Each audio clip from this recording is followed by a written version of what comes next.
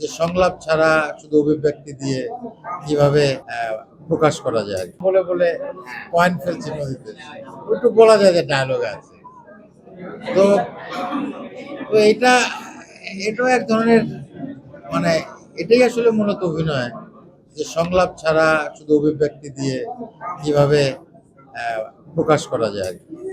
তো এটা আমার জন্য অভিনেতা হিসেবে আমার জন্য একটা নতুন চ্যালেঞ্জও বটে, এবং আমি একটা বিষয়টা এনজয় করেছি অনেক। অভিনেতা হিসেবে এই যে সংলাপ ছাড়া অভিনয়, এটা আমি অনেক এনজয় করেছি।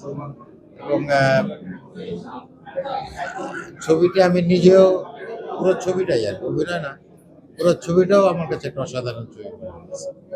এবং গল্প বলার স্টাইল, নুরুজ্জামান সাহেবের যে কাজ, ডিরেক্টোরিয়াল কাজ, এবং তার যে গল্প বলার ভঙ্গি, এইটা আমাকে মোহিত করেছে। তো আমি এই ছবিটার সাফল্য কামনা করি, এবং আপনাদের মাধ্যমে বলতে চাই যে আপনারা তো আমাদের সঙ্গে সবসময় আছেন, আমাদের বাংলাদেশের চলচ্চিত্রের সঙ্গে আছেন। আপনারা বিষয়টা প্রমোট করবেন যেন দর্শক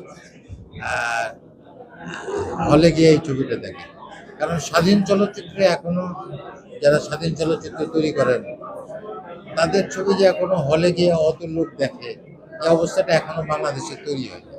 তবে আমরা আশাবাদী যে আমাদের ছবি মানুষ দেখবে। আমরা সেই দর্শক ধীরে ধীরে হয়তো তৈরি করতে পারবো। সেই জায়গা থেকে বলবো যে আপনাদের একটা ভূমিকা আছে, আমরা যেমন কাজটি করলাম, আমাদের যেমন একটা দায়িত্ব আছে, আপনাদেরও একটা ভূমিকা আছে, দায়িত্ব। দেশে দেশে সবার সাথে দ্য নিউজ।